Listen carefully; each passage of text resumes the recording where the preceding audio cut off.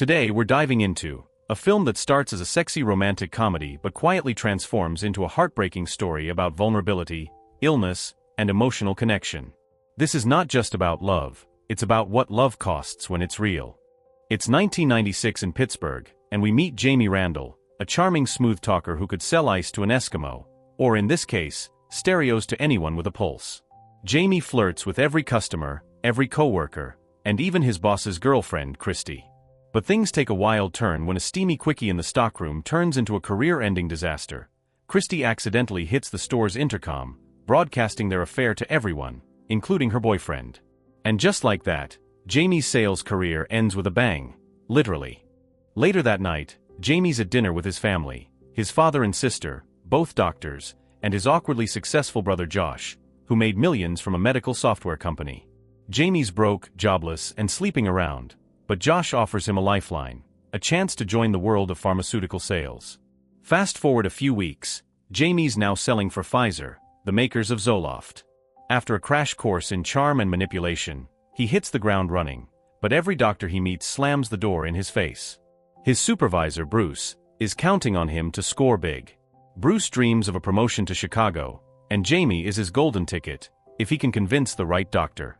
That doctor is Dr. Stan Knight, a respected physician who's deep in Prozac's pocket. Jamie tries everything, flirting with the nurses, dropping off expensive lunches, even dumping Prozac samples into dumpsters, but Knight isn't budging. Then one day, Jamie sneaks into Knight's clinic pretending to be an intern. That's when he meets Maggie Murdoch, a fiery 26-year-old patient with early-onset Parkinson's disease. Maggie calls him out immediately, and later tracks him down in the parking lot, punching him square in the face for pretending to be a doctor and peeking at her breast for medical purposes. Jamie is stunned, and maybe a little intrigued. Unable to get her out of his head, Jamie calls in a favor, from the receptionist he's been sleeping with, and gets Maggie's number. He calls her up, and she agrees to meet him for coffee. 10 minutes later, they're back at her loft having wild, casual sex. Both agree, no love, no commitment, just fun. What follows is a montage of pure chaos, Jamie running from work to Maggie's apartment at all hours, answering her booty calls like clockwork. But trouble is never far behind. At work, Jamie's ambushed by Trey, the top Prozac salesman in the region, and Maggie's ex. Trey knows Jamie's been sabotaging his samples and punches him in the face, warning him to stay out of his territory, and away from Maggie. Later that night, Jamie shows up at Maggie's place with takeout. Between laughter and leftover noodles, they open up. Maggie reveals she's uninsured, working as a waitress, and barely managing her Parkinson's symptoms. Their chemistry is undeniable, until Jamie can't perform in bed. Maggie teases him, joking that Pfizer should hurry up and release that new miracle drug for men. That joke gives Jamie an idea. A few months later, Viagra hits the market, and Jamie becomes a legend. Doctors can't get enough of the new wonder pill, and suddenly, Jamie's living large again. Money, confidence, attention, he has it all. But what he really wants is Maggie. When she rejects the idea of being in a serious relationship, Jamie doesn't take no for an answer. One day, he finds her helping elderly folks board a bus headed to Canada for cheaper prescriptions. They argue again, but Jamie refuses to leave. Hours turn to night, and when Maggie returns the next morning, she finds him still there, freezing and waiting. Something shifts, and for the first time, Maggie lets him in. As they grow closer, Maggie opens up about her art, her fears, and the limitations her disease brings. Jamie tells her he dropped out of med school because he couldn't focus, but Maggie makes him want to be better. Their connection deepens until Jamie blurts out the 3 words he's never said to anyone: "I love you." But love isn't enough to fix what's broken.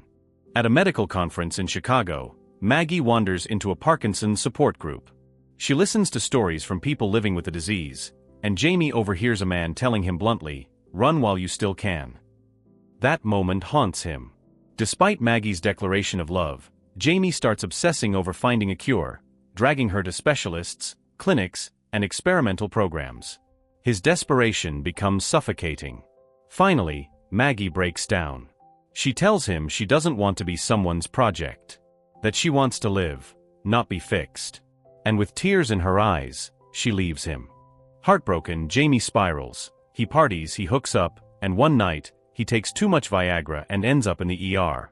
His brother Josh drives him there and reminds him that love is the one thing you can't buy or sell. Soon after, Jamie runs into Maggie on a date. She congratulates him when Bruce lies about his promotion to Chicago, but as she leaves, Jamie realizes he doesn't want Chicago. He wants her. Back home, he finds an old camcorder tape of the two of them laughing in bed, happy and unguarded. He grabs his car keys and drives through the night, chasing down the bus taking Maggie to Canada. He catches up, and she gives him 3 minutes. Jamie tells her that she makes him a better man, that he loves her and he's not afraid of needing her, or her needing him. She cries, saying she'll need him more than he knows. And he replies softly, "You didn't ask me to." They embrace, knowing that love doesn't always mean perfect. It just means choosing each other, every day. In the final montage, Jamie and Maggie live together, happier and stronger. He's studying medicine, inspired by her resilience. His voice narrates over their moments together. Live every day like it's your last. Love like it's your first. And don't waste your time chasing money, because the only thing that truly heals is love. The screen fades to black, and the final shot is their old video playing, Jamie smiling, saying, "You don't need a cure to be whole." Quick question before you go. Do you believe in supporting underdogs? Well, that's me right now, chasing a crazy goal of hitting 10,000 subscribers. Every click makes this journey less of a solo mission and more of an epic team up. So if you enjoy movie recaps with a twist, smash that subscribe button, and let's grow together. Thanks for watching Cine Recaps Studio.